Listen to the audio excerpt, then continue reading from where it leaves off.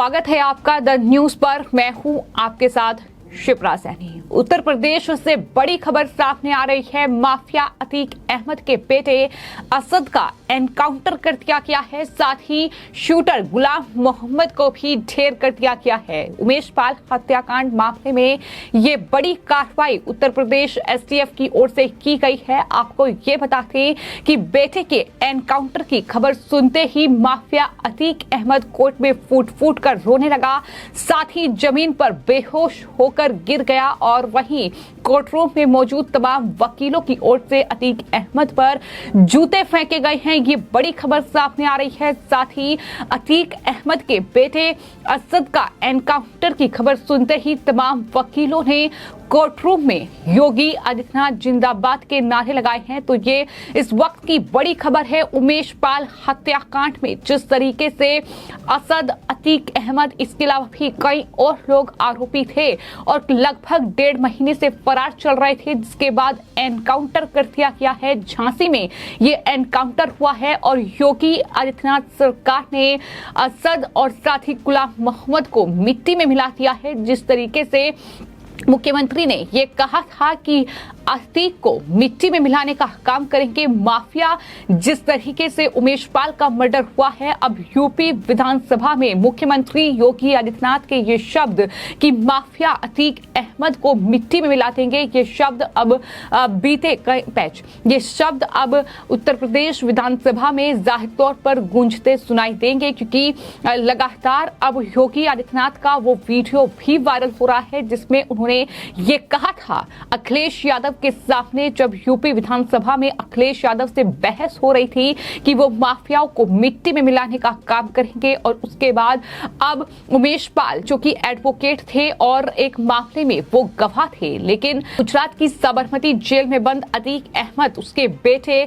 साथ ही शूटर गुलाम मोहम्मद और इसके अलावा भी कई और आरोपी थे जिनका एनकाउंटर हुआ है। साथ ही उसकी पत्नी अतीक अहमद की शाइस्ता परवीन वो भी फरार चल रही है। लेकिन अब ये बड़ी खबर सामने आई है कि झांसी में अतीक अहमद के बेटे असद और शूटर गुलाम मोहम्मद का जो है एनकाउंटर कर दिया गया है। तस्वीरें सामने आई हैं और ये कहीं ना कहीं एक अपने आप में बड़ी उपलब्धि है उत्तर प्रदेश एसटीएफ की। यही वजह है कि लगातार उत्तर प्रदेश एसटीएफ की टीम को बधाई लगातार मिल रही है। यहां तक कि उत्तर प्रदेश के मुख्यमंत्री योगी आदित्यनाथ ने भी अधिकारियों के इस एनकाउंटर, इस जो कार्रवाई इन आरोपियों पर की है उसकी सराहना की है। और साथ ही आपको ये बता दें कि उत्तर प्रदेश के डिप्टी सीएम केशव प्रसाद मौर्य ने बाकायदा ट्वीट किया है और ट्वीट करते हुए उत्तर प्रदेश एसटीएफ को बधाई दी है। श्री उमेश पाल एडवोकेट और पुलिस के जवानों के हत्यारों का यही हश्र होना था, ये केशव प्रसाद मौर्य की ओर से कहा गया है।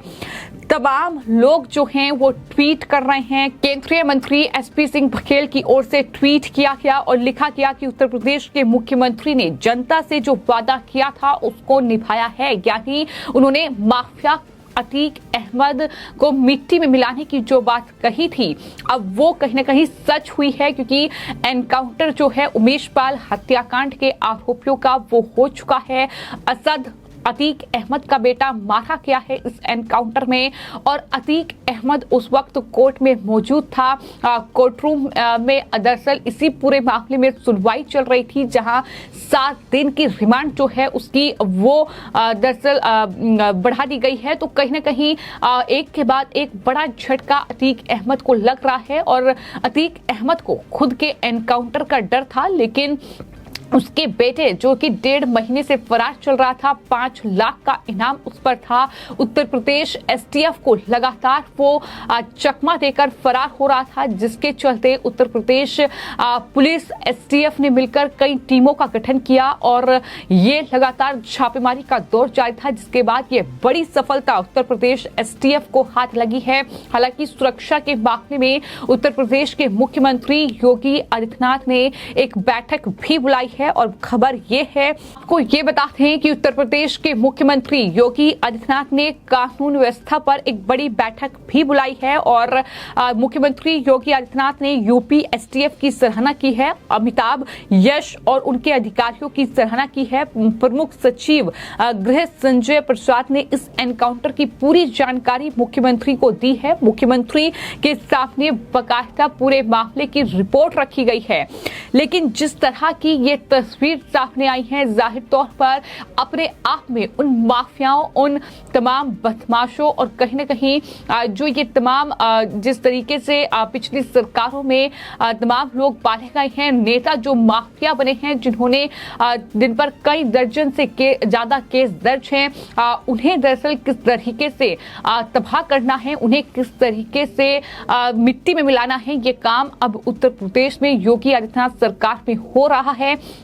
और यही वजह है कि माफिया अतीक अहमद के बेटे अतीक का ये एनकाउंटर हुआ है। हालांकि उसे जिंदा पकड़ने की तमाम कोशिशें की गई, लेकिन जिस तरीके से वो चकमा देकर फरार हो रहा था, उसी के चलते उसका एनकाउंटर किया गया है। जैसे ही ये खबर अतीक तक पहुंची, वो रो रोकर कोर्ट में बेहोश होकर नीचे गिर गया और इस तरीके से वकीलों ने भी वहां खूब नारेबाजी की। मुख्यमंत्री योगी आदित्यनाथ जिंदाबाद के वहां नारे सुनाई थे।